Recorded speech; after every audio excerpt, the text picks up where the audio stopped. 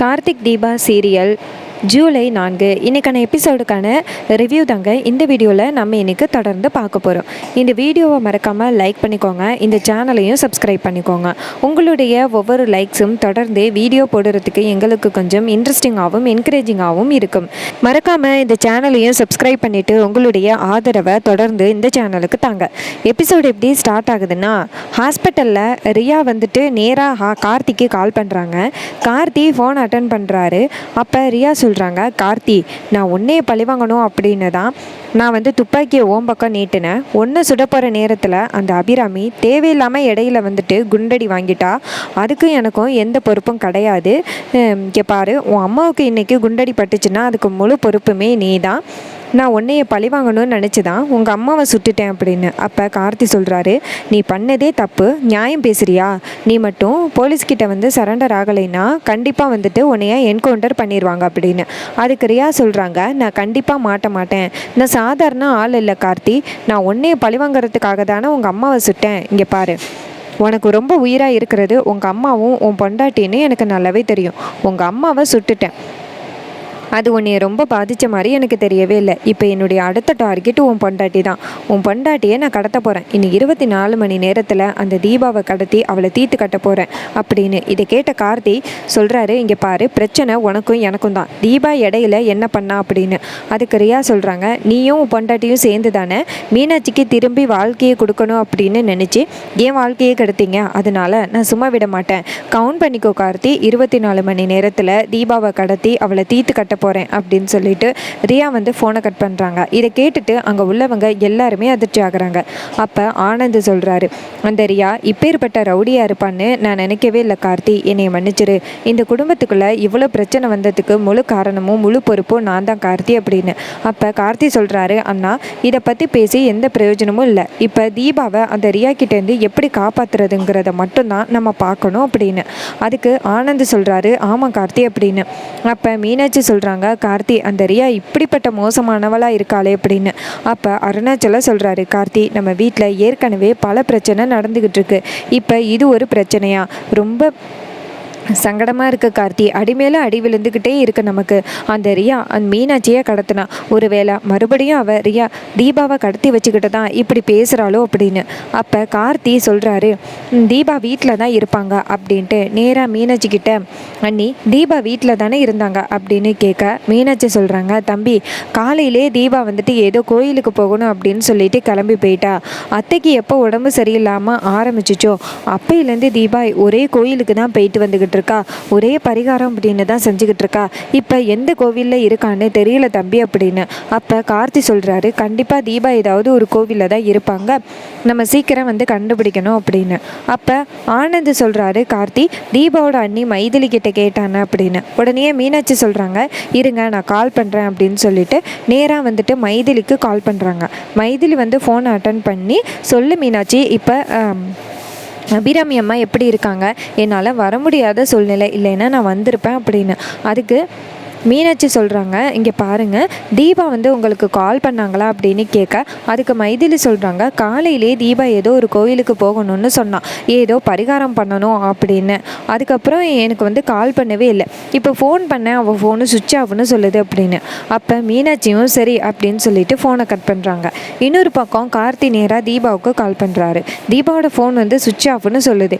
தீபாவோட phone சுவிட்ச் ஆஃப்னு சொல்கிறதுக்கு முழு காரணமே அந்த ரம்யா தான்.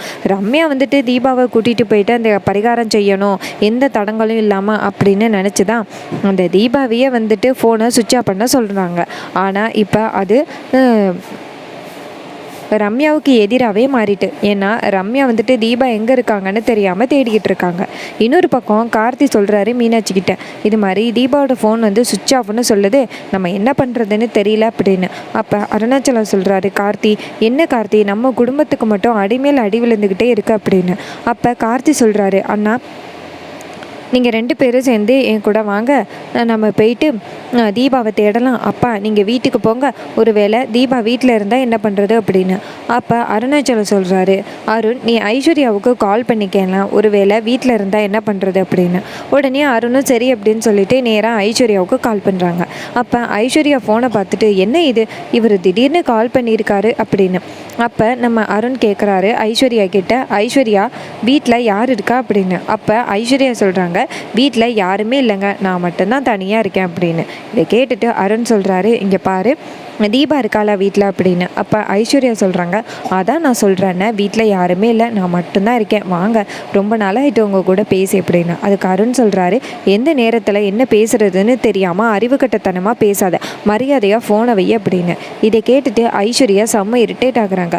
அவர் பாட்டுக்கு ஃபோன் அடித்தார், யாரும் இல்லையான்னு கேட்டார், நான் யாரும் இல்லைன்னு சொன்னேன், இதுக்கு போய் என்னை பேசுகிறாரு அப்படின்னு ஐஸ்வர்யா கோவத்தில் உட்காந்துருக்காங்க.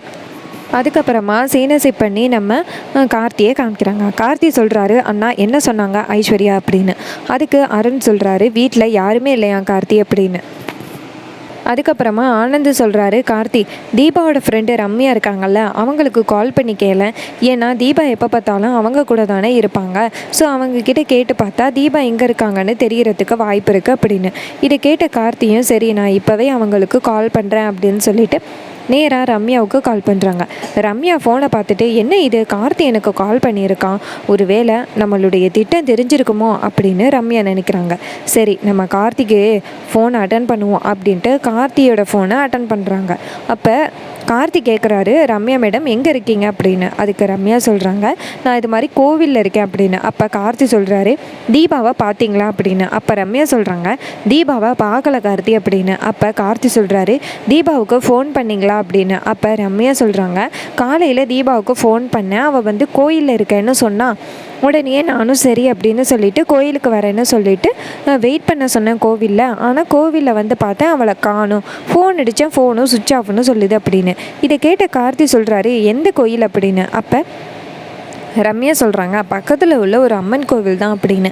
இதை கேட்ட கார்த்தி சொல்கிறாரு, சரி ஓகே அங்கே வந்து விசாரித்து பாருங்கள், தீபா எங்கேயாவது இருக்காங்களான்னு, நாங்களும் இங்கே தேடுறோம் அப்படின்னு சொல்லிட்டு ஃபோனை கட் பண்ணுறாரு. அப்போ ரம்யா நினைக்கிறாங்க, கார்த்தி எதுக்காக தீபாவை தேடுறான், தீபா எங்கே தான் போயிருப்பா அப்படின்னு. அந்த நேரம் பார்த்து சேகர் நேராக ரம்யாவுக்கு கால் பண்ணுறாங்க. அப்போ ரம்யா கேட்குறாங்க, உனக்கு என்ன தாண்டா வேணும், எதுக்கு இப்போ அடிக்கடி கால் பண்ணிக்கிட்டே இருக்கா அப்படின்னு. அதுக்கு சேகர் சொல்கிறாரு, மேடம் தண்ணி காத்துக்கிட்டு இருக்குது, பீப்பாயும் காத்துக்கிட்டு இருக்குது, இப்போ அதுக்குள்ளே ஒரு காவலை நம்ம இறக்கியே ஆகணும், அப்படி இல்லைன்னா அது நம்மளை சபிச்சிரும் அப்படின்னு.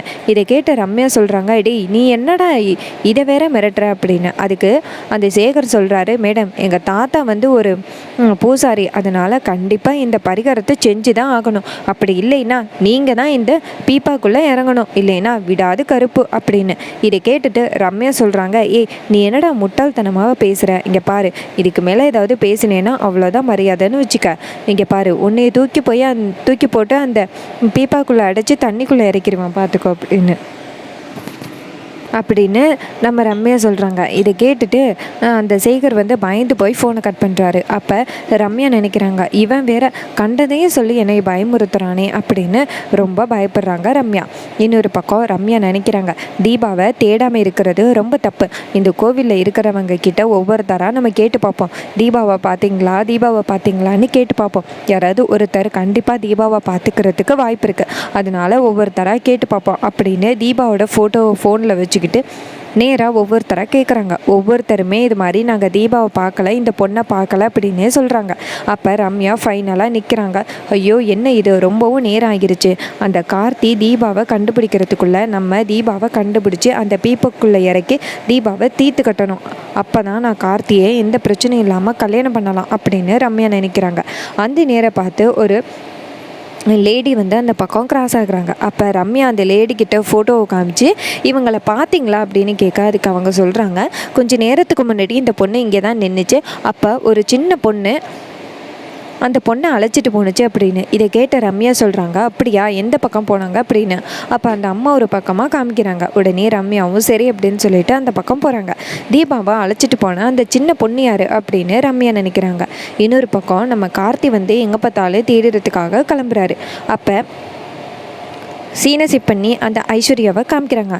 ஐஸ்வர்யா வந்துட்டு ஹோட்டலில் நிறையா ஃபுட்டெல்லாம் ஆர்டர் பண்ணி கொண்டாந்து வீட்டில் வச்சுருக்காங்க. அப்போ அருணாச்சலம் வராரு.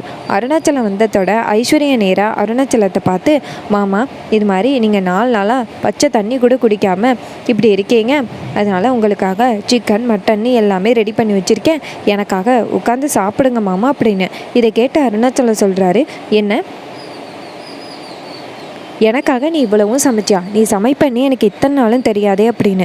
இதை கேட்ட ஐஸ்வர்யா சொல்கிறாங்க, மாமா நீங்கள் சுத்தமாக சாப்பிடாம ரொம்ப உடம்பு வாடி போயிட்டீங்க, இந்த வயசுலையும் இப்படி சாப்பிடாம இருக்கக்கூடாது, அதனால தான் உங்களுக்கு நான் இவ்வளவும் ரெடி பண்ணியிருக்கேன், நீங்கள் உட்காந்து சாப்பிடுங்க அப்படின்னு. இதை கேட்டுட்டு அருணாச்சலம் சொல்கிறாரு, சரிம்மா நீ இவ்வளவு கேட்குற, அதனால் நான் உட்காந்து சாப்பிட்றேன் அப்படின்ட்டு அருணாச்சலம் உட்கார்றாரு. அப்போ ஐஸ்வர்யா சொல்கிறாங்க, மாமா உங்களுக்காக சிக்கன் மட்டன் வறுவல் அப்படின்னு எல்லாமே ரெடி பண்ணி வச்சுருக்கேன், உட்காருங்க அப்படின்னு சொல்லிட்டு ஐஸ்வர்யா சாப்பாடெல்லாம் எடுத்து பரிமாறுறாங்க. அப்போ அருணாச்சலம் சொல்கிறாரு, இந்த அளவுக்கு நீ சமைப்பியா அப்படின்னு. அதுக்கு ஐஸ்வர்யா சொல்கிறாங்க, மாமா உங்களுக்காக நான் கற்றுக்கிட்டேன் அப்படின்னு. அப்போ அருணாச்சலமும் சரி அப்படின்னு சொல்லிட்டு ஒவ்வொன்றா சாப்பிட ஆரம்பிக்கிறாரு. அப்போ அருணாச்சலம் சாப்பிட்டு பார்த்து சொல்கிறாரு, நீ இந்த அளவுக்கு சமைப்பேன்னு எனக்கு தெரியாது ஐஸ்வர்யா, இங்கே பாரு அத்தை வீட்டுக்கு வந்ததோட நீ அவங்களுக்கு இந்த மாதிரி வகை வகையாக சமைச்சு போடு அப்படின்னு. இதை கேட்ட ஐஸ்வர்யாவும் சரி மாமா கண்டிப்பாக சமைச்சு கொடுக்குறேன், உங்களுக்கு சொல்லுங்கள் உங்களுக்கு இது ரொம்ப பிடிச்சிருக்கா அப்படின்னு. அதுக்கு அருணாச்சலம் சொல்கிறாரு, இந்த மாதிரி சாப்பாடை என் வாழ்நாளில் சாப்பிட்டதே கிடையாது, இத்தனை நாளும் மீனாட்சிக்கு மட்டும்தான் நல்லா சமைக்க தெரியும்னு நினச்சேன், இப்போ பார்த்தா உனக்கும் சூப்பராக சமைக்க தெரியும் போலையே அப்படின்னு சொல்ல ஐஸ்வர்யா சொல்கிறாங்க, எல்லாமே இனிமேல் உங்களுக்கு தான் மாமா அப்படின்னு சொல்லிட்டு நம்ம ஐஸ்வர்யா சாப்பாடு பரிமாறுறாங்க. அப்போ அருணாச்சலம் சொல்கிறாரு, நீ இந்த அளவுக்கு சமைப்பேன்னு என் வாழ்நாளில் நான் எதிர்பார்க்கவே இல்லை, இன்றைக்கே உனக்கு ஏதாவது பரிசு கொடுத்தே ஆகணும், சொல்லு ஐஸ்வர்யா உனக்கு என்ன வேணும் அப்படின்னு. அப்போ ஐஸ்வர்யா சொல்கிறாங்க, மாமா என்னுடைய ஆசை ஒன்றே ஒன்று தான் அப்படின்னு. அப்போ அருணாச்சலம் கேட்குறாரு, உன்னுடைய ஆசை என்னென்னு சொல்லு ஐஸ்வர்யா, இப்போவே நான் நிறைவேற்றி வைக்கிறேன் அப்படின்னு. அப்போ ஐஸ்வர்யா சொல்கிறாங்க, மாமா எனக்கு ரொம்ப நாள் ஆசை என்னென்னா இந்த வீட்டோட நிர்வாகத்தை பார்க்கணும் அப்படின்னு, அத்திக்கு அப்புறம் நான் தான் இந்த வீட்டோட நிர்வாகத்தை பார்க்கணும் அப்படின்னு. அப்போ அருணாச்சலம் சொல்கிறாரு, கண்டிப்பாக இந்த வீட்டோட பொறுப்பையே நீ ஏற்றுக்கோ அப்படின்னு. அப்போ ஐஸ்வர்யா சொல்கிறாங்க, அது எப்படி மாமா, கையில் எதுவுமே இல்லாமல் இந்த வீட்டோட நிர்வாகத்தை எப்படி எடுத்துக்கிறது, இந்த வீட்டோட கொத்து சாவியை எனக்கு கொடுத்தீங்கன்னா நல்லா இருக்கும் அப்படின்னு. அதுக்கு அருணாச்சலம் சொல்கிறாரு, கொத்து சாவி தானே, கொத்து சாவி ஒன்றும் ரொம்ப பெரிய விஷயம் இல்லையே, மீனாட்சி அப்படின்னு கூப்பிட்றாங்க. மீனாட்சி ரூமுக்குள்ளேருந்து வெளியில் வராங்க. வெளியில் வந்ததோட நம்ம அருணாச்சலம் நேராக மீனாட்சி கிட்ட, மீனாட்சி உன்கிட்ட தானே அன்றைக்கி கொத்து சாவியை கொடுத்தேன், அந்த கொத்து சாவியை கொடு அப்படின்னு. உடனே மீனாட்சியும் சரிங்க மாமா அப்படின்னு சொல்லிட்டு அந்த கொத்து சாவியை அருணாச்சலத்துக்கிட்ட கொடுக்குறாங்க. அருணாச்சலம் அந்த கொத்து சாவியை வாங்கிக்கிட்டு மீனாட்சி இனிமேல் இந்த குடும்ப பொறுப்புகளை ஐஸ்வர்யா தான் பார்த்துக்க போகிறாங்க, இனிமேல் எல்லாருக்கிட்டையும் சொல்லிடு அப்படின்னு சொல்லிட்டு அந்த கொத்து சாவியை ஐஸ்வர்யா கிட்ட கொடுக்குறாங்க. ஐஸ்வர்யா அந்த கொத்து சாவியை வாங்கிக்கிட்டு ரொம்ப சந்தோஷப்படுறாங்க. அப்போ அருணாச்சலம் சொல்கிறாரு, இங்கே பாரு ஐஸ்வர்யா, இனிமேல் வீட்டுக்குள்ளே உள்ள நகை பணம் தங்க பிஸ்கட் தங்க காசு எல்லாமே உனக்கு தான் அப்படின்னு சொல்கிறாங்க. இது கேட்டதோட ஐஸ்வர்யா ரொம்ப ரொம்ப சந்தோஷப்படுறாங்க. அப்போ ஐஸ்வர்யா நினைக்கிறாங்க, அந்த சாவியை திருடணும்னு நினச்சோம், அச்சு கூட எடுக்கணும்னு நினச்சோம், ஆனால் அப்போயெல்லாம் கிடைக்காத சாவி இப்போ கிடைச்சிருச்சு அப்படின்னு ரொம்ப சந்தோஷப்படுறாங்க ஐஸ்வர்யா. அப்போ அருணாச்சலம் சொல்கிறாரு, இங்கே பாரு ஐஸ்வர்யா, இந்த குடும்பத்தோட பொறுப்புக்களை இனிமேல் நீ தான் நல்லபடியாக பார்த்துக்கணும், அபிராமி உயிரோட வருவாளா என்னன்னு தெரியல, ஆனால் நீ தான் இந்த குடும்பத்தை நல்லபடியாக பார்த்துக்கணும், கண்டிப்பாக அபிராமி உன்கிட்ட இந்த சாவியை கொடுத்ததுக்கு ரொம்ப ரொம்ப சந்தோஷப்படுவா அப்படின்னு. இதை கேட்ட ஐஸ்வர்யாவும் கண்டிப்பாக மாமா இந்த குடும்பத்தோட பொறுப்புக்களை நான் நல்லபடியாக பார்த்துக்கிறேன், இனிமேல் எந்த பிரச்சனையும் இல்லை அப்படின்னு ஐஸ்வர்யா சொல்கிறாங்க. மீனாட்சி இதை பார்த்துட்டு அதிர்ச்சி ஆகுறாங்க. அப்போ அருணாச்சலம் சொல்கிறாரு மீனாட்சி கிட்ட, மீனாட்சி இது வரைக்கும் நீ குடும்ப பொறுப்புகளை பார்த்துக்கிட்டது போதும், இதுக்கப்புறம் இனிமேல் ஐஸ்வர்யா தான் இந்த குடும்ப பொறுப்புகளை பார்த்துக்க போகிறாங்க அப்படின்னு சொல்கிறாங்க.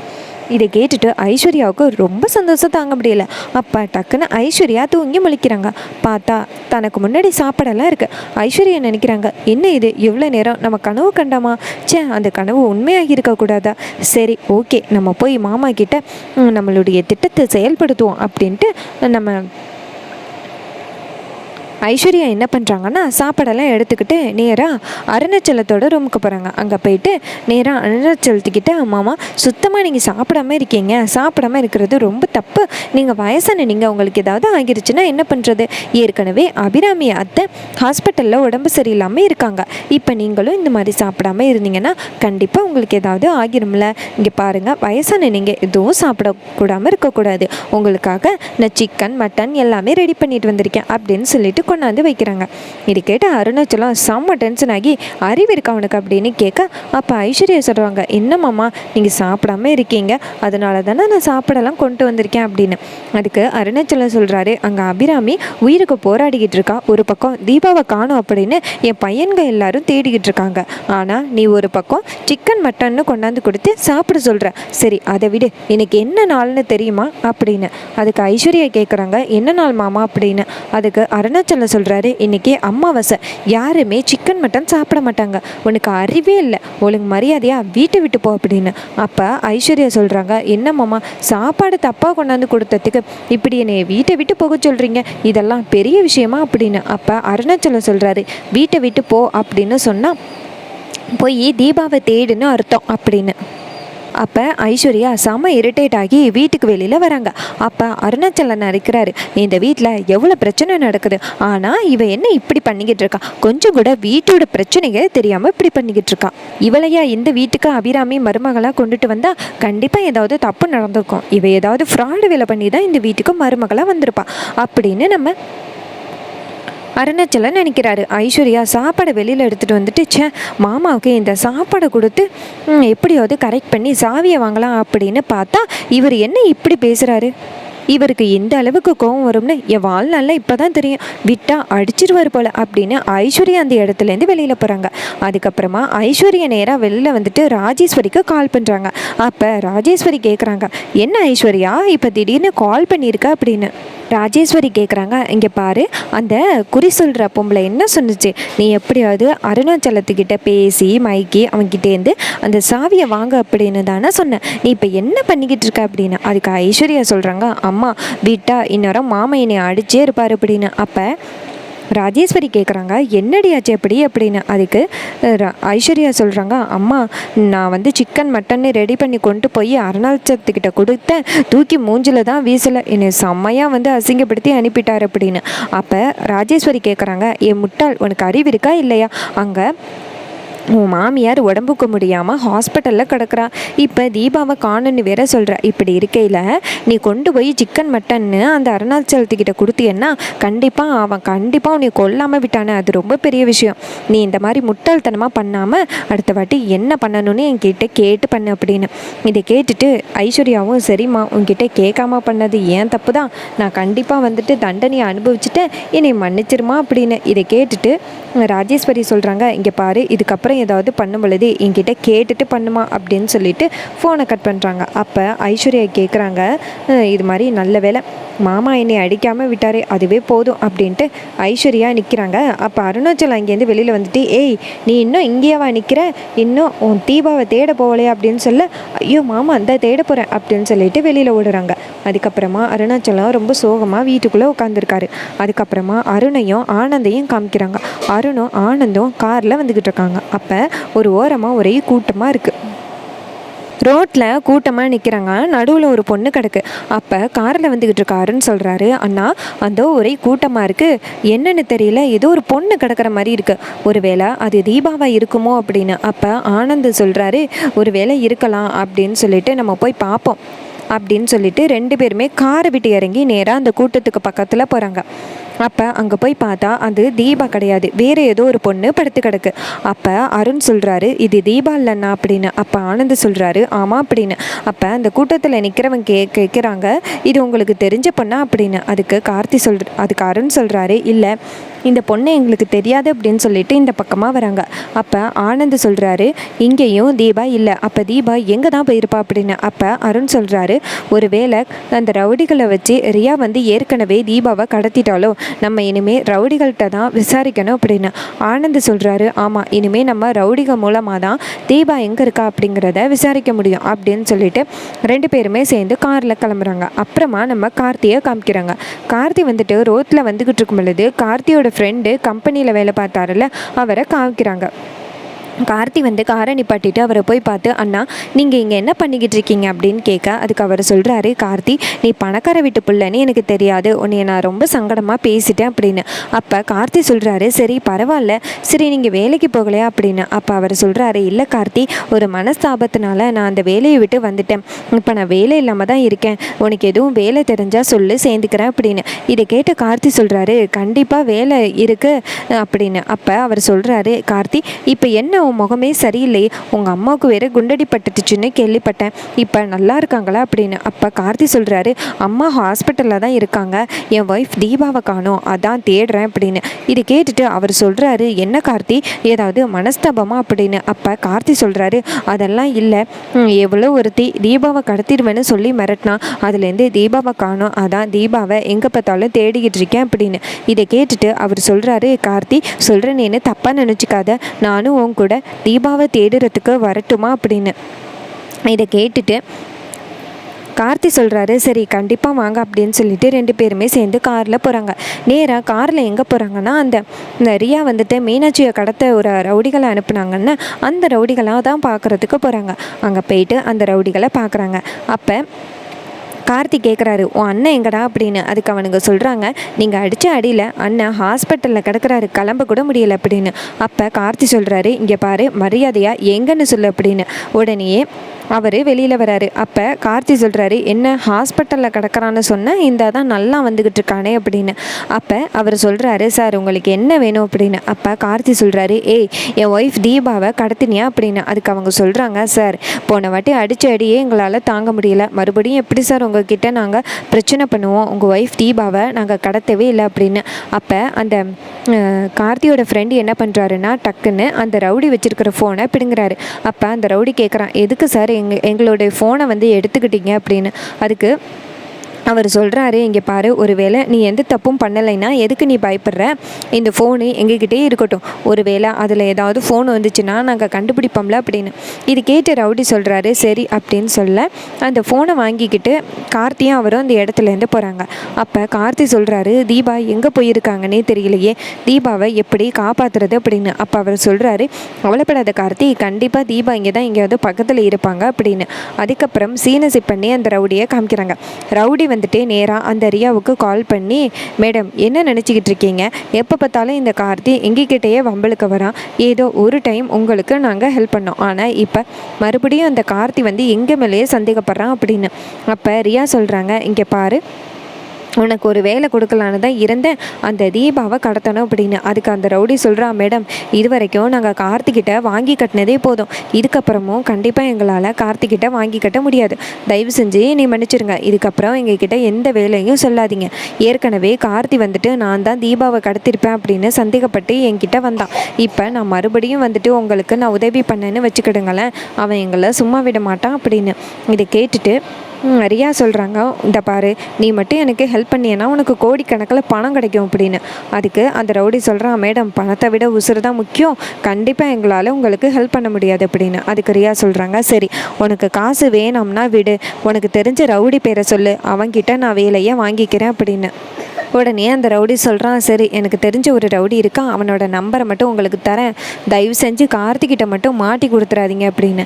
இதை கேட்ட ரியாவும், நான் கண்டிப்பாக கார்த்திகிட்ட மாட்டி கொடுக்க மாட்டேன், அந்த நம்பரை மட்டும் எனக்கு ஷேர் பண்ணு அப்படின்னு. உடனே ரவுடியும் அந்த நம்பரை ரியாவுக்கு ஷேர் பண்ணுறாங்க. ரியா சொல்கிறாங்க, சரி ஓகே ரொம்ப தேங்க்ஸ் அப்படின்னு சொல்லிட்டு ஃபோனை கட் பண்ணுறாங்க. ரியா ஃபோனை கட் பண்ணிட்டு நேராக இன்னொரு ரவுடிக்கு கால் பண்ணுறாங்க. அப்போ அந்த ரவுடி வந்து ஃபோனை அட்டன் பண்ணி, சொல்லுங்க மேடம் யார் அப்படின்னு கேட்க, அப்போ ரியா சொல்கிறாங்க, அந்த சுரேஷ் ரவுடி தான் உன் பேரை கொடுத்தான், இது மாதிரி ஒரு பொண்ணை வந்து கடத்தணும், அதுக்கு நீ ஹெல்ப் பண்ணணும் அப்படின்னு. இதை கேட்டு அந்த ரவுடி சொல்கிறாங்க, அந்த ஃபோட்டோவை மட்டும் அனுப்புங்க மேடம், நான் கண்டுபிடிச்சிட்றேன் அப்படின்னு. தீபாவோட ஃபோட்டோவை நேராக வந்துட்டு அந்த ரவுடிக்கு அந்த ரியா அனுப்புகிறாங்க. உடனே அந்த ரவுடிகளை அந்த ஃபோட்டோ வாங்கிட்டு, சரிங்க மேடம் இன்றைக்கி ஈவினிங்குள்ளே அவளை கடத்துகிறோம் அப்படின்னு சொல்லிட்டு ஃபோனை கட் பண்ணுறாங்க. அப்போ ரியாவும் அந்த தீபாவை கண்டுபிடிச்சிட்டா போதும், அந்த தீபா எங்கன்னு தெரியல அப்படின்னு நினைக்கிறாங்க. இன்னொரு பக்கம் அந்த ரம்யாவை காமிக்கிறாங்க. ரம்யா நினைக்கிறாங்க, தீபாவை எந்த சின்ன பொண்ணு தான் கூட்டிகிட்டு போயிருக்கோம், யாராக இருக்கும் அப்படின்னு ஒரே சந்தேகமாக இருக்க அந்த ரியாவுக்கு. அந்த ரம்யாவுக்கு. அப்போ சேகர் மறுபடியும் கால் பண்ணுறான். அப்போ நம்ம ரம்யா கேட்குறாங்க, இப்போ உனக்கு என்ன தாண்டா வேணும், ஏன்டா இப்படி என்னை டார்ச்சர் பண்ணுற அப்படின்னு. அதுக்கு அந்த சேகர் சொல்கிறாங்க, மேடம் நீங்கள் மட்டும் இப்போ அந்த தீபாவை கூட்டிகிட்டு வந்து இந்த பீப்பாய்க்குள்ளே பலி கொடுக்கலைன்னா கண்டிப்பாக உங்களுக்கு தான் பிரச்சனை வரும் அப்படின்னு. இதை கேட்டுட்டு ரம்யா சொல்கிறாங்க, நான் உங்ககிட்ட ஆல்ரெடி சொன்னது தான், இப்போ நீ எனக்கு திரும்ப திரும்ப கால் பண்ணின்னு வச்சுக்கேன், கண்டிப்பாக வந்துட்டு நான் உன்னை அந்த பீப்பாக்குள்ளே போட்டு உன்னை கொண்டு போய் தண்ணிக்குள்ளே விட்டுருவேன், அப்புறம் உன்னை யாருமே கண்டுபிடிக்க முடியாது அப்படின்னு. அதுக்கு சேகர் சொல்கிறான், மேடம் இங்கே வந்து இந்த பலி நடந்தே ஆகணும், அப்படி இல்லைன்னா நீங்கள் தான் இந்த பீப்பாக்குள்ளே இறங்கணும் அப்படின்னு சொல்லிட்டு ஃபோனை கட் பண்ணுறாங்க. இன்னொரு பக்கம் ரம்யா பயப்படுறாங்க, இவன் என்ன அடிக்கடி பயமுறுத்திக்கிட்டே இருக்கான், நம்ம என்ன பண்ணுறதுன்னு தெரியலையே அப்படின்னு அந்த ரம்யா பயப்படுறாங்க. ரம்யா மறுபடியும் அந்த தீபாவை தேட ஆரம்பிக்கிறாங்க. இன்னொரு பக்கம் கார்த்தியை காமிக்கிறாங்க. கார்த்தி வந்துட்டு நேராக அந்த அம்மன் கோவிலுக்கு வராரு. அம்மன் கோவிலில் ரம்யா நிற்கிறாங்க. அப்போ கார்த்தி நேராக ரம்யா வந்துட்டு பார்த்துட்டு, நீங்கள் வந்துட்டு தீபாவை பார்த்தீங்களா அப்படின்னு. அதுக்கு ரம்யா சொல்கிறாங்க, கார்த்தி நீங்கள் சொன்ன மாதிரி நான் இந்த கோவிலில் தான் ரொம்ப நேரமாக வெயிட் பண்ணிக்கிட்டு இருக்கேன், இங்கே உள்ள எல்லாருக்கிட்டையும் இந்த ஃபோட்டோவை காமிச்சிட்டேன், யாருக்குமே வந்துட்டு தீபா எங்கே இருக்கான்னு தெரியலன்னு தான் சொல்கிறாங்க. தீபாவை எப்படி கண்டுபிடிக்கிற தெரியல கார்த்தி அப்படின்னு. அப்போ அந்த கார்த்தி சொல்கிறாரு, சரி நான் இங்கே யாருக்கிட்டையாவது கேட்டு பார்க்குறேன் அப்படின்னு. அப்போ ரம்யா டக்குன்னு தடுக்கிறாங்க. கார்த்தி நான் கேட்டுட்டேன், இங்கே உள்ள எல்லாருக்கிட்டையும் யாருமே வந்துட்டு தீபா எங்கே இருக்கான்னு தெரியலன்னு தான் சொல்கிறாங்க, அப்புறம் எப்படி நீங்கள் மறுபடியும் போய் விசாரிக்க போகிறீங்க அப்படின்னு. அதுக்கு கார்த்தியோட ஃப்ரெண்டு சொல்கிறாரு, மேடம் கொஞ்சம் பொறுமையாக இருங்களேன், கார்த்தி வந்து எல்லாருக்கிட்டையும் கேட்கட்டுமே, இதில் என்ன இருக்குது, அவரை திருப்திக்கு அவர் கேட்கட்டுமே அப்படின்னு. அப்போ ரம்யா நினைக்கிறாங்க, இப்போ தான் நான் ஒரு லேடிக்கிட்ட கண்டுபிடிச்சேன் அந்த தீபா எங்கே இருக்கான்னு, இப்போ போய் கேட்டால் கண்டிப்பாக கார்த்தி அந்த தீபா எங்கே இருக்கான்னு சொல்லிவிட்டு அந்த கார்த்தி தேடி போவானே, இந்த கார்த்தி கண்டுபிடிக்கிறதுக்குள்ளே நம்ம தீபாவை கண்டுபிடிச்சி அந்த பீப்பாக்குள்ளே இறக்கி இந்த தீபாவை இன்னைக்குள்ளே நம்ம தீர்த்து கொட்டணும், ஆனால் இந்த கார்த்தி வேறு இடையில வரானே அப்படின்னு செம டென்ஷன் ஆகுறாங்க ரம்யா. அப்போ கார்த்தி நேராக எங்கே பார்த்தாலும் தேடுறாரு, எல்லாருக்கிட்டையும் கேட்குறாரு. அப்போ அதில் ஒருத்தவங்க சொல்கிறாங்க, இப்போ தான் ஒரு லேடி வந்து கேட்டாங்க இது மாதிரி இந்த பொண்ணு எங்கன்னு, நான் பதில் சொன்னேன், இப்போ மறுபடியும் நீங்கள் வந்து கேட்குறீங்களா அப்படின்னு. அப்போ கார்த்தி சொல்கிறாரு, என்ன கேட்டாங்களா, யார் கேட்டாங்க அப்படின்னு. அப்போ அவங்க சொல்கிறாங்க, ஆமாம் கொஞ்சம் நேரத்துக்கு முன்னாடி ஒரு மேடம் நின்னாங்க, அவங்க கேட்டாங்க இந்த பொண்ணு எங்கே இருக்கான்னு சொன்னேன், இது மாதிரி இந்த பொண்ணை வந்து ஒரு சின்ன பொண்ணு தான் கூட்டிகிட்டு போனாங்கன்னு சொன்னேன் அப்படின்னு. இது கேட்டுட்டு கார்த்தி சொல்கிறாரு, இந்த பக்கமாக போனாங்க அப்படின்னு. அப்போ அந்த லேடி வந்து ஒரு பக்கத்தை காமிக்கிறாங்க. உடனே கார்த்தியும் சரி அப்படின்னு சொல்லிட்டு அந்த பக்கமாக தீபாவை தேடி போகிறாரு. ரொம்பவே இன்ட்ரெஸ்டிங்காக அப்கமிங் எபிசோட கொண்டு போகிறாங்க. இதே மாதிரி இன்னுமே அப்டேட்ஸ் தொடர்ந்து இந்த சேனலில் பார்க்கணும்னா மறக்காமல் சப்ஸ்கிரைப் பண்ணிக்கோங்க. நீங்கள் என்ன நினைக்கிறீங்க, நம்ம தீபாவை சின்ன பொண்ணு கூட்டிகிட்டு போனாங்க அப்படின்னு அந்த அம்மா சொன்னாங்க, ஒருவேளை நம்ம தீபாவை வந்து அம்மன் வந்து குழந்தை ரூபத்தில் வந்து தீபாவை கூட்டிகிட்டு போயிருக்க வாய்ப்பு இருக்குது. இன்னொரு பக்கம் ரம்யாவுக்கு கண்டிப்பாக அந்த தீபா கிடைக்க மாட்டாங்க, அந்த பீப்பாக்குள்ளே யாரையும் இறக்காததுனால கண்டிப்பாக வந்துட்டு ரம்யாவை ஏதாவது ஒரு பேய் வந்துட்டு பழி வாங்குறதுக்கு வாய்ப்பு இருக்குது. பொறுத்திருந்து பார்ப்போம் என்ன நடக்குது அப்படின்னு.